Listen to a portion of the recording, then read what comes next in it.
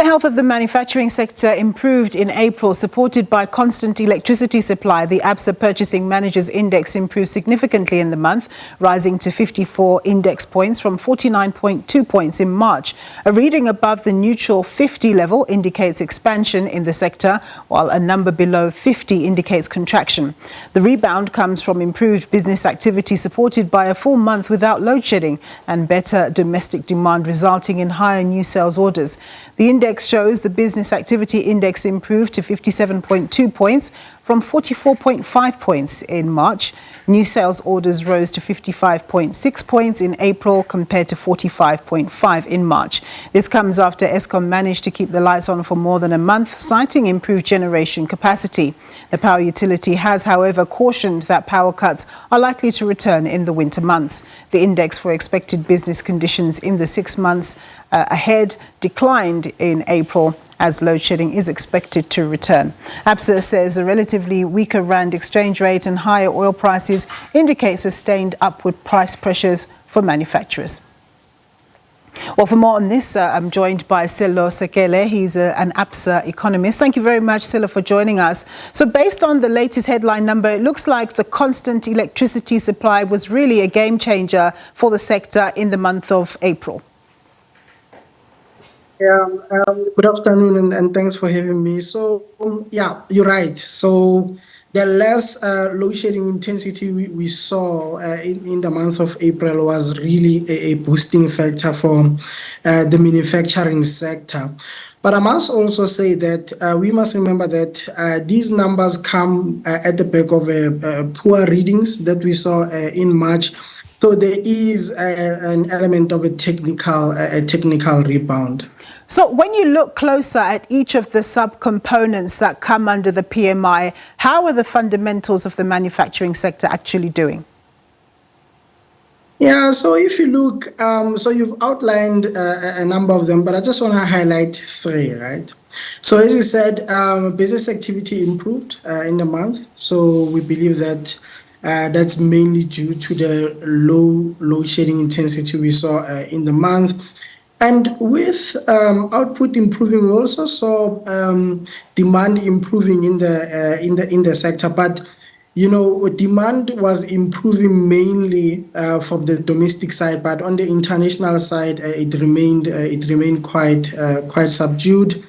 Now, what we saw that's interesting is that supplier delivery times also lengthened, right? But if you remember, in the recent past, lengthening supplier delivery times are not a good thing because it was mainly showing, our structural issues in the ports. But now it looks like supplier delivery times increased due to more activity in the sector. So overall, good readings for the sector.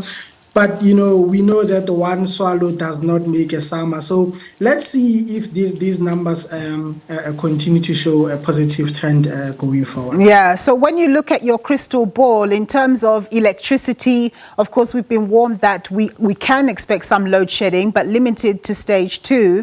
But also on the logistics side, are you hopeful that things are beginning to improve? We've seen a few articles here and there to suggest that the wheels seem to be turning in the right direction because, of course, that obviously affects the manufacturing sector, particularly the exporting side, quite substantially. Yeah, that's true. So on the electricity, let's start there. So, you know, what firms have said in the past is that they can cope with any stage below stage 4.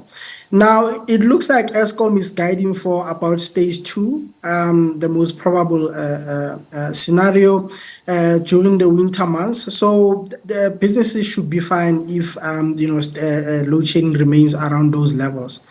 And then in terms of what we're seeing in terms of ports, there we're seeing a significant improvement to where we were in December. So now it takes about 5 to 4 days to berth, goods there. But if you remember, in December, it took about 11 days. So it looks like things are getting better, but obviously we have potential to to see even more better improvements. Yeah. Now, of course, as economists, you always tell us that when we look at data, especially monthly data, we can't get excited or disappointed either way because we need to look at the trend. But of course, we've just, of course, celebrated Labour Day, and there are concerns lingering about the growth potential in the manufacturing sector, given mechanisation and, of course, the advent of the fourth industrial revolution. What's your sense about job prospects in the manufacturing sector going forward? So, it's tough to say per se for the manufacturing sector, but what I can say is that for any other sector, to significantly increase their payrolls, businesses have to be confident that they are going to do well. So you need to see business confidence in those sectors, improving quite dramatically from where they are right now. Now, what will push business confidence upwards? Well, it's structural reforms, right? Structural reforms that businesses have been calling for years now. So if we start to see a significant push on that side, what should happen is that the cost of doing business should come down, and therefore, you'll also have in some markets liberalization, and then you'll see businesses getting into those spaces.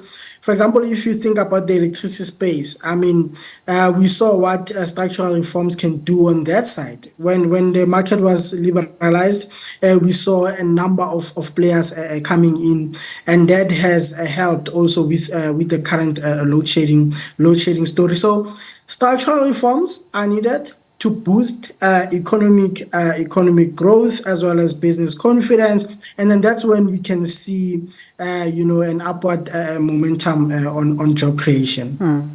Sello, thank you very much for your time and your insights there. Sello Sekele, he's an economist at ABSA.